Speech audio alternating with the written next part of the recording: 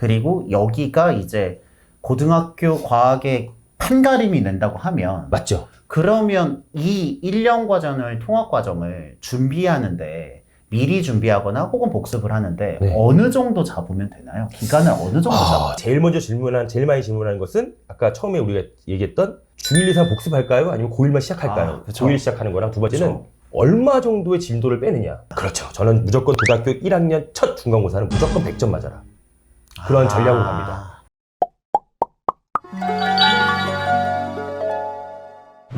안녕하세요. 대치동 캐슬입니다. 제 옆에는요, 여러분들 잘 알고 계시는 과학계의 1타 장풍 선생님을 모셨습니다. 안녕하세요. 안녕하십니까. 아, 통합과학의 정상을 향한 바람 장풍입니다. 반갑습니다. 네, 아닙니다. 이게 성함이 장풍, 이게 예명이신 거죠? 그렇죠. 근데 굉장히 딕션이 되게 네. 좋으세요. 그래요? 네, 그랬습니다. 약간 변호사 같이 그 말씀 너무 잘하시는 것 같아요. 그런 이야기를 가끔 듣긴 하는데, 네네네. 네, 그렇습니다. 열심히 해보도록 하겠습니다. 네.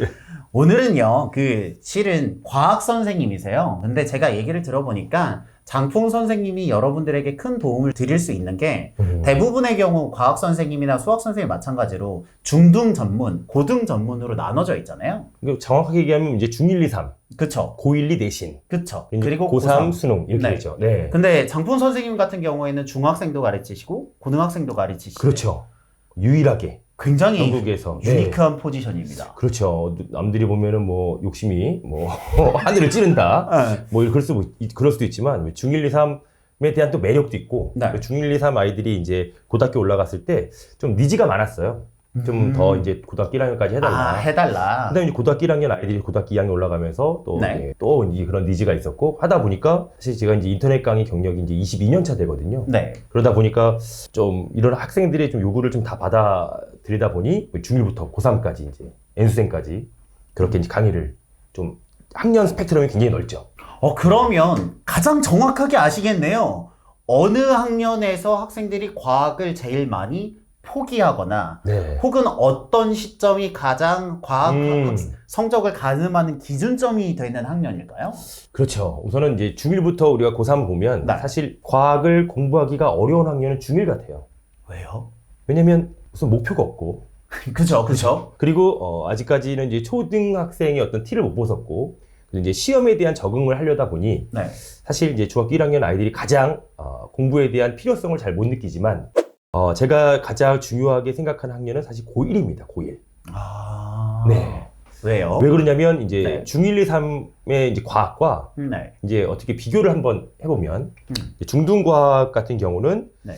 뭐 3개 학년이 있지만 그리고 단원이 이제 뭐 8개, 9개, 8개 단원으로 나눠집니다. 네. 근데 이제 단원이 특성이 무엇이냐면 물질의 특성, 네. 뭐 힘과 에너지 이렇게 화학 파트, 그다음에 물리 파트 이렇게 하나의 단원씩 나누어서 배우게 되죠. 그래서 그쵸. 한 학기에 이제 물화생지를 다 배우는데 네. 고등학교 1학년 올라오면서 이제 본격적인 어떤 좀 이제 수험생이라는 부담감이 분명히 있을 것이고 두 번째는 지금까지 기존에 배웠던 과학과 고1 과학이 내용은 다르지 않아요. 그쵸. 내용은 다르지 않는데 이것이 이제 융합이 되다 보니까 네. 하나의 단원 안에서 물화생지를 다 소화해야 되는 우리 아이들의 지금까지 공부했던 어떤 과학의 공부 패턴과 고등학교 1학년에서 적응이 안 되다 보니 굉장히 많은 친구들이 고등학교 1학년 통합과학에서 그냥 포기를 하게 되죠. 그러니까 난이도의 문제라기보다는 그걸 그렇죠. 섞어서 내는군요. 맞습니다. 그러면 제가 네. 잘 몰라서 그런데 네. 선택을 하잖아요. 네. 물원, 화원, 생원, 뭐 지구과학 네네. 그럼에도 불구하고 그 안에서 다른 내용들이 많이 들어가나요?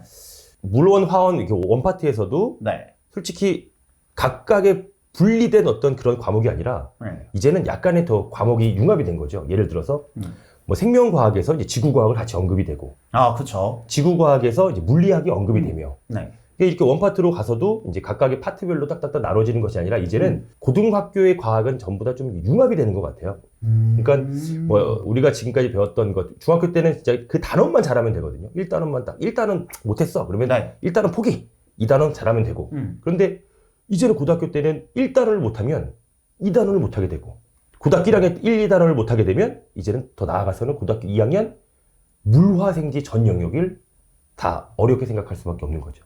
아, 그래서 선생님이 네. 통합과학이라는 슬로건을 내세우는 이 말씀이 네네. 좀 더 트렌드에 맞기는 하는 거네요. 그렇지. 사실 이 통합과학을 제가 이제 강의한 지가 네. 되게 한 20년 되다 보니까 제일 먼저 제가 좀 뭘 해야 될까라고 생각하는 것을 어떻게 했냐면 도대체 이제 물리학, 화학원, 뭐 생명과학원, 지구과학원의 내용이 어떤 것이 있는지 우선 파악을 해야 되잖아요. 그래서 그쵸? 제가 이 통합과학을 개설하기 전에 우선 이제 지금 메가스터디에서 이제 물리학원, 화학원, 생명과학원, 지구과학원 강의를 다 깔았어요. 네. 네. 왜냐면 제가 알아야지. 알려주니까요. 그렇죠. 네. 재미있는 여담이지만 뭐 물리학 같은 경우는 뭐 물리지 않는 물리학, 뭐 화학 풀리는 화학, 뭐 이렇게 확실히 일타의 느낌. 우리 아이들에게 좀 이렇게 좀 더 네. 쉽게 다가가라고. 쉽게. 네. 그래서 이제 물화생지를 다 영역을 다 강의하다 보니 음. 통합과학이라고 하는 것을 어떻게 설명을 하면 되겠구나. 우리 아이들이 중학교 때 어떠한 공부가 좀 부족했고 나중에 나아가서는 고등학교 2학년 때 이제 원파트까지 연계가 되는 과학이 통합과학이기 때문에 통합과학을 어떻게 좀 더 효율적으로 강의할 수 있을까를 연구하다가 통합과학에서 아이들이 이제 중학교에서 통합과학 올라오면서 제일 어려워하는 것 같아요. 뭐냐면 지금까지 나누었던 이 파트를 영역을. 이걸 합치려고 하다 보니까 사실 겪어보지 않고 알려주지 않으면 아이들이 혼자서 하기는 너무나 힘든 감당을 할 수밖에 없는 거죠. 그러다 보니까 이제 아이들이 고등학교 1학년 통합과학 다 올라가면 제목은 화학인데 첫 페이지 내용은? 배우는 게 지구과학이에요. 그러니까 예를 들어서 1단원이 물질의 규칙성과 결합이에요. 네. 그 물질의 규칙성과 결합은 당연히 화학이잖아요. 네. 물질에 대한 것이고. 근데 물질 자체니까 지구과학 내용이기도 하겠네요. 그렇죠. 물질은 도대체 어디서 만들어지게 되었는가? 아. 우주의 시작에서부터 시작을 하죠. 네. 그래서 첫 페이지를 딱 피면 갑자기 빅뱅 우주론이 나와요. 진짜로요? 네, 그러니까 아이들이 갑자기 뭐야? 화학인 줄 알았는데 화학인 줄 알았는데. 지구과학을 배워요. 그리고 네. 막 별의 진화, 막 뭐 주계열성 막 나오고 그다음에 자연스럽게 화학으로 넘어가요. 그다음 끝이 아니라 네.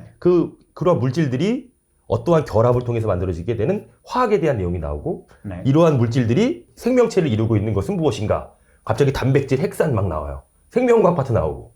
그럼 이러한 것들이 어떻게 또 인력에 의해서 결합이 되어 있는가? 이제 물리학까지. 하나의 중단원이 막 물화생지가 다 들어가 있는 거죠. 그러다 보니까 아이들이 이걸 어떻게 잘 버무리는가? 네. 재료는 잘 썰었는데 네. 이걸 어떻게 다 버무리는가가 중학교 때 배웠던 공부 방법과 너무나 다른 거죠. 그러면 중학교 때는 네. 그것들을 각각에 배우긴 하잖아요. 그리고 실은 중학교 1학년 때는 대개는 그 전에는 수학을 하고 네. 그 전에는 영어를 먼저 하고 그렇죠. 그리고 수학이랑 국어랑 같이 하고 이제 대부분의 경우는 뭐 영재고를 준비하는 게 아니면 중학교 올라와서 이제 과학을 준비하는 경우들이 꽤 있잖아요. 네. 제가 유일하게 이제 중1부터 고3까지 강의하는데 제가 제안을 하나 받아요. 네. 초등부도 해볼래? 그쵸. 못할 건 뭐 있어? 그래서 못할 건 뭐 있어요? 초등학교 과학을 제가 딱 봤는데 네. 깜짝 놀랐어요. 왜요? 왜냐면 초등학교 과학은 거의 중학교 때 과학과 똑같아요. 그래요? 배우는 내용이 똑같은 거예요. 그러니까 초등학교 때 과학과 중학교 때 과학, 고등학교 때 과학이 사실 다 똑같아요. 배우는 내용은 정말 다 똑같은데 이걸 좀 더 깊이 있게 예를 들어서 그쵸. 더 이제 용어가 어려워지는 것은 있지만 과학을 처음 시작하는 것은 사실 초등학교 때부터 시작을 하는 거거든요. 그렇죠. 초등학교 때는 이제 뭐 우리가 일반적으로 봤을 때는 막 이런 어떤 간접 체험 학습이라던가 뭐 그쵸. 이런 걸 막 시키잖아요. 박물관 간다거나 가고 막 이런 거 그쵸. 자꾸 노출시키려고 하고 네. 또 제일 많이 하는 것은 또 이제 학습 만화 보는 거. 네. 뭐 그쵸. 만화 보면서 이제 용어에 와인. 대한 뭐 네, 그런 거 그쵸. 그런 거 보잖아요. 네. 사실 거기서부터 저는 과학 공부가 시작이라고 생각을 합니다. 근데 근데 이제 그런 것들도 많이 노출된 아이들이 실제로 중학교 때 용어에 대한 어색함이 별로 없어요. 그게 제일 어색하겠네요. 그렇죠. 그러니까 우선 중학교 올라가면 이제 중학교 2학년 때부터 이제 시험을 봐야 되는데 그렇죠. 시험을 보기 위해서는 용어를 암기해야 되고 이해를 해야 되는데 그런 용어에 대한 어색함, 시험을 봐야 된다라는 어떤 중압감 속에서 용어를 암기한다. 지금까지 그냥 자연현상에서 우리가 그냥 뭐 박물관 가서 배웠던 것들을 이제는 공부라는 이름으로 암기를 시작하면서 아이들이 이제 마음 상태가 확 달라져서 과학이 어렵다라고 느낄 수밖에 없거든요. 그렇죠. 그럴 수 있죠. 사실 근데 초등학교 때부터 배웠던 뭐 그런 과학 스타일로 중학교로 연결되고 그리고 중학교 때 뭐 배웠던 것을 통해서 이제 고등학교까지 연결이 되는데 문제가 있어요. 어떤 거요? 애들이 중학교 때부터 과학을 안 해요. 그냥 근데 중간고사, 기말고사를 하고 하죠. 이과 가는 애들은 과학 열심히 하지 않으세요? 제가 봤을 때는 과학을 하는 애들은 이제 뭐 예를 들어 자기 좀 특목고라든가 네. 과학고라든가 뭐 이런 어떤 목표가 있는 아이들은 진짜 열심히 하죠. 그렇죠. 대부분 안 할 아이들이 수는 없으니까요. 제가 이제 중학교부터 이제 고등학교 애들을 쭉 봐오니까 네. 이걸 좀 못 느끼는 것 같아. 난 고등학교 1학년에서 제일 많이 후회하는 것이 네. 중1, 2, 3 열심히 할 걸. 이걸 제일 많이 후회해요. 근데 중1, 2, 3 아이들이 머릿속에 테트리스가 있는 것 같아요. 테트리스가 뭐냐면 우리 오락할 때 네. 띵띵띠리띠리 해가지고 쏙 지워지잖아요. 네. 그러니까 중간고사 중간 기만 보면 후룩 지워지고. 네. 그러니까 거의 무에서 시작을 한다는 거죠, 고1을. 아. 사실 중학교 때 그렇게 과학을 이걸 좀 피부로 느꼈으면 좋겠어요. 중학교 때 과학과 고등학교 과학은 똑같거든요. 네. 근데 중학교 때 과학은 그냥 뭐 시험 보기 위해서 살짝 내신 외우고 한 2, 3일 전부터 그냥 네, 바짝 하고 하고 그냥 뭐 과학은 암기다 해가지고 그냥 외우고 없애버리고 하니까 또 고등학교 올라갔을 때는 배워야 될 범위도 넓고 깊이도 깊은데 여기서 이제 고민을 하는 게 시작하는 거죠. 중학교 때 복습을 해야 되느냐, 고1 예습을 해야 되느냐. 그럴 때는 어떻게 하는 게 좋아요? 제가 또 살펴보니까 네. 아이들이 제일 싫어하는 것은 네. 복습이에요.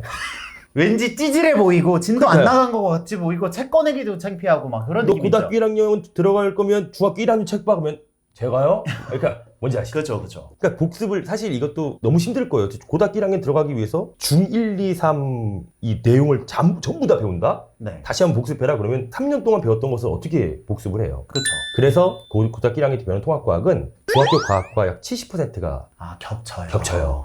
그러니까 저희가 그 통합과학 처음으로 교육 개정이 되면서 저희 직원들 그 연구소에 있는 모든 조교 선생님들이 중1부터 중3 소단원까지 단원별을 뽑아서 네, 배우는 내용 고등학교 1학년 그 통합과학과 다 뭐 일치를 시켜봤거든요. 네, 70%가 똑같아요. 완전히. 아는구나. 이게 선생님들도 아는군요. 얘네들이 중학교 때 외우기를 위주로 했다는 걸. 맞아요. 그러니까 살 수 있는 것은 70%인데 네. 이제 우리 아이들이 70%를 얼마나 소화할 수 있느냐가 네. 사실 거기서 이제 처음에 시작이 좀 달라질 수 있는 거죠. 근데 우리 아이들이 진짜 통합과학을 정말 좀 마음이 아픈 것은 중학교 때 과학을 못했기 때문에 네, 복습을 하는 것보다는 네. 고등학교 1학년을 저는 이렇게 강조합니다. 차라리. 복습하지 말고 고1 통합과학을 천천히 규칙적으로 들어가라. 매일같이. 그래야지 뭔가 이렇게 되지. 어차피 이건 과학의 내용과 똑같으니까 네. 천천히 제발 이해 안 간다고 해서 자꾸 이런 자책감이 들잖아요. 막 내가 중학교 때 공부 열심히 그렇죠, 할 그렇죠. 걸. 좀 똑같으니까 네. 천천히 시작해라. 천천히. 처음부터 어차피 다 왜냐면 여기 이제 통합과학은 우리가 중학교 2학년 1단원에서 보면 원소기호 나오거든요. 네, 네. 그 원소기호부터 외우기 시작해요. 네. 그러니까 천천히 하지만 좀 단단하게 꼼꼼하게 가라 라는 말을 하죠. 그러면 통합과학이 제가 잘 몰라서 그런데 여기 있는 이 책도 그 통합과학을 위한 책이잖아요. 네네네. 그러면 두 학기 분이 있는 거죠, 통합과학도. 맞죠. 그렇죠. 통합과학은 크게 이제 4개의 대단원이 있고 네. 9개의 중단원이 있거든요. 네. 근데 이제 1학기 때는 대부분 이제 2개의 대단원, 배우고. 그 다음에 이제 2학기 때는 또 3, 4단원을 배우기도 하고, 또 어떤 학교에서는 이게 또 학교마다 또 이제 조금씩 달라요. 그래서 어떤 학교에서는 한 학기에 아예 1, 2, 3, 4단원을 다 배우는 학교도 있고, 그리고 또 가장 문제점은 무엇이냐면 통합과학을 강의를 하기 위해서는 사실 제일 좋은 연계성은 무엇이냐면 한 선생님께서 물화생지를 다 가르쳐 주는 것이 사실 제일 저는 연계성이 좋다고 생각을 해요. 그렇죠. 왜냐하면 그 안에 있는 모든 내용을 알고 있고, 그렇죠. 이 사람이 이 내용은 물리에서는 어디, 화학에서는 어디가 네. 다 알고 있으니까요. 그러니까 지각을 이루고 있는 물질이 이제 화학적인 부분과 지구과학적인 부분을 같이 설명해 줘야 되는데 네. 이제 대부분 학교에서는 이제 선생님을 좀 이제 나눠서 2명의 선생님께서 뭐 이분은 그쵸. 그저 물질을 가르치고 이제 그쵸, 생활을 그쵸. 가르치는데 네네. 그럼 이제 지구과학 파트를 가르칠 때는 또 이제 화학 파트를 건드릴 수도 없고 그렇죠. 뭐 그런 부분이 좀 있다 보니까 아이들이 좀 공부하는데도 그리고 학교에서도 조금은 좀 어려움이 좀 있어요. 있는 것 실제로 같더라고요. 진도는 나가야 되니까. 네네네. 그래서 뭐 앞에 배웠다, 뒤에 배웠다, 막 이렇게 왔다 갔다 하다 그렇죠. 보니까 좀 약간의 애들은 통합과학이 조금 더 어려울 수 있는 거죠. 있다. 네.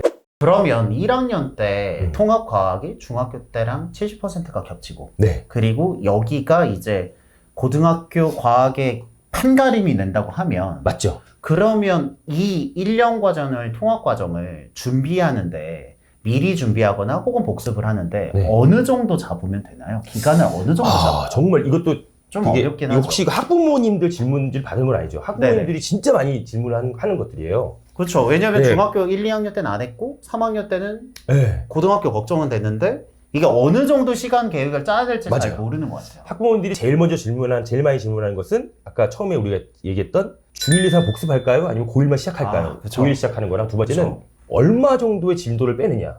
그쵸. 사실 이게 4개의 대단원이고 9개의 중단원인데 네. 분량으로 얘기하면 정말 길어요. 그쵸. 저도 이 책으로 강의를 하는데 총 82강이에요.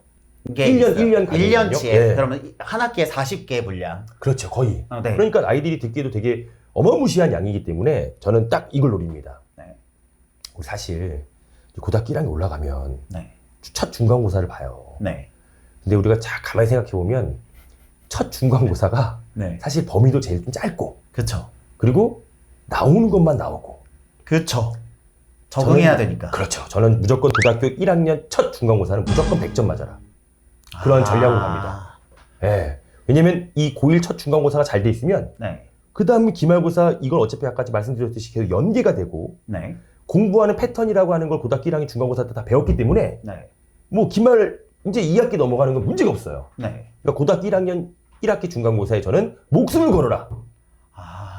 그게 그 학생으로 하여금 고등과학을 잘하냐 못하냐를 스스로 판단하는 기준이 된다. 그렇죠. 왜냐면 1학기 중간고사 잘하게 되면 뭐 기말고사는 무조건 잘 할 수밖에 없어요. 왜냐면 점점점 내용이 쉬운 것은 아니지만 네. 공부하는 습관을 우리가 이제 알게 된 거죠. 아, 통합과학은 이렇게 공부하는구나 라는 것을 한번 공부해 봤기 때문에 그 다음에 이제 우리가 이제 익숙해지는 거죠. 습관으로 이제 기말고사도 그렇게 공부하면 되고 네. 뭐 2학기는 당연히 더 뭐 쉽게 준비할 수 있죠. 이게 수학이랑 비슷하네요. 그래서 수학도 고등학교 1학년 1학기 때 배우는 수상의 거의 에너지의 70%를 쓰는 게 맞아요. 거기에서 살아남으면 맞아요. 뒤에 있는 수학도 어렵긴 하지만 얘가 봤을 때 난 고등학교 살아남을 수 있어라는 확신이 있는데 맞아요. 여기가 답이 안 나오면 그 뒤가 답이 없잖아요. 네네네. 비슷하네요. 네. 그러면 역으로 오면 그래서 실은 수학은 수상 1학년 1학기에 완전 에너지를 많이 쓰거든요. 네. 처럼 통합과학 중에서 중간고사 볼 범위를 일단 추려서 네. 거기에 완성도를 높이는 데 에너지를 쓰면 생각보다는 기대한 것만큼 보다는 좀 덜 걸릴 수도 있지 않을까요? 그게 무슨 말이냐면 1년치 다 하면 80개인데 너무 많은데 네. 이론상 중간고사 하면 20개니까 20개나 30개 정도를 미리 공부를 해서 퀄을 올려놓으면 네. 그 뒤에는 조금 부담이 덜할 수도 있겠네요. 그렇죠. 이 방송을 좀 보고 계시는 네. 분들이 네. 뭐 예비고등학교 1학년 학부모님들이 계신다면 네. 겨울방학 때만큼은 사실 저는 그 물리 파트랑 화학 파트는 네. 한 번은 좀 전체적으로 훑어봐야 된다고 생각을 하거든요. 그러니까 어차피 여기 나오는 물리는 네. 뭐 역학 하나 나오고 네. 그다음에 전자기하학밖에 없어요. 네. 그리고 뭐 화학 같은 경우도 원소기호하고 그다음에 뭐 화학 반응식 이 정도이기 때문에 전체적으로 한번 훑어보는 것도 굉장히 중요한 것 같고 그다음에 이제 우리 아이들이 우리가 이제 1학년 1학기 중간고사를 준비하는 데 있어서 굉장히 많은 친구들이 이제 공부를 어떻게 해야 되느냐. 그렇죠. 물리. 특히 이제 애들 제일 싫어하는 거 물리. 진짜 물리는 어렵죠. 물리 어렵죠. 네. 대부분 다 아이들이 어려워요. 그리고 뭐 화학 이런 것들을 어떻게 접근하는지를 좀 우리 여기 계신 이제 학부모님들도 같이 좀 보면서 좀 공감을 해줬으면 좋겠어요. 그러니까 예를 들어서 이제 아이들이 1학년 1학기를 준비하는 데 있어서 네. 물리학, 화학, 생명과학, 지구과학을 어떻게 공부합니까? 네. 라는 질문도 이제 두 번째로 이제 학부모님들께 그쵸, 굉장히 그쵸, 많이 그쵸. 하세요. 편견을 좀 없앴으면 좋겠어요. 뭐냐면 수학을 못하면 물리를 못한다. 그건 좀 편견이라 생각하거든요. 왜냐면 우리가 아는 물리학에서의 계산은 네. 더하기 빼기 나누기 곱하기예요. 또는 비례식. 그러니까 뭐 수학을 못한다고 해서 물리를 못한다라는 그런 잘못된 편견을 좀 가지고 있는 것 같고. 그래요? 네. 그리고 이제 뭐 물리학 같은 경우도 우리가 이제 아이들이 제가 이제 많은 아이들을 보니까 그쵸. 이건 좀 얘기해 줘야 되겠다. 우리 아이들이 문제를 풀 때 네. 혹시 수학은 그럴지 모르겠지만 문제를 푼 다음에 해답을 보고 이해를 해요. 그렇죠. 해답을 보고 저는 이해하려는 이 자세 자체가 저는 잘못됐다고 생각해요. 해답을 쓴 사람이 이해된 거지 이걸 보면서 이해가 된다는 것은 내가 실제로 이해가 되지 않은 것 같거든요. 그렇죠. 그래서 저는 어떻게 물리를 아이들한테 학습하라고 좀 권고를 하냐면 네. 제가 여기 찾아보니까 대치동 개설에서 백지 뭐 이런 것이 네, 있더라고요. 맞아요. 백지 개념 테스트 하죠. 굉장히 많은 친구들한테 제가 진짜 지금까지 막 180만 명이 제 수업 들었는데 180만 명. 막 이렇게 물어봅니다. 자, 네. 막 사태질하면서 이해했어. 막 그러면 아이들이 습관적으로 딱 그래요. 다 이해됐대. 그럼 이제 나오라고 그러죠. 설명해봐. 못하죠. 못해요. 절대로 막 혹시 뭐 저한테 저한테 나쁜 감정 있으세요? 막 그죠. 이 학원 못 다니겠네요. 막 음. 제가 생각하는 이해는 네. 설명할 수 있어야 된다고 생각을 해요. 표현할 수 있어야 된다. 글로 표현하고 말로 표현해야 된다. 그것이 바로 제대로 된 이해다. 다시 말하면 물리의 문제는 뭐 맞고 틀리고를 중요하지만 네. 하나의 문제를 자기가 설명할 수 있을 만큼 이 문제를 내가 만약에 선생님이 되어서 그러니까 상대방 우리 많은 풍만이에게 네가 장풍이라 생각하고 이 문제를 네가 해설해봐. 만약에 이걸 해설하기 가능하다면 나는 너 이거 완벽하게 이해가 된 것이다라고 얘기를 하죠. 그러니까 물리학은 뭐 문제를 접근하는 방법은 우리 아이들이 수학 문제도 그렇지만 사실 문제 푸는 것에 대한 두려움이 있어요. 그렇죠. 네. 어려우면 못 풀거나 맞아요. 계산이 틀리거나. 또 이거는 어떻게 뭐 이런 거 있어. 이거 어떻게 풀어야 되지? 손도 못 대는 아이들. 네. 저는 그게 이제 연습의 부족이라고 생각하거든요. 해보지 않았고. 그죠. 그런데 다른 애들이 잘 푼다는 것은 다른 애들은 이런 것들에 대한 연습이 좀 되어 있고 그냥 무조건 도전해라. 저는 물리는 도전하고 그리고 설명해야지만이 물리학을 전공할 수 있다. 정복할 수 있다. 물리는 도전하고 설명할 수 있는 네. 선까지 가야 된다. 네. 아. 그래야지 완벽하게 이해가 된 것이다.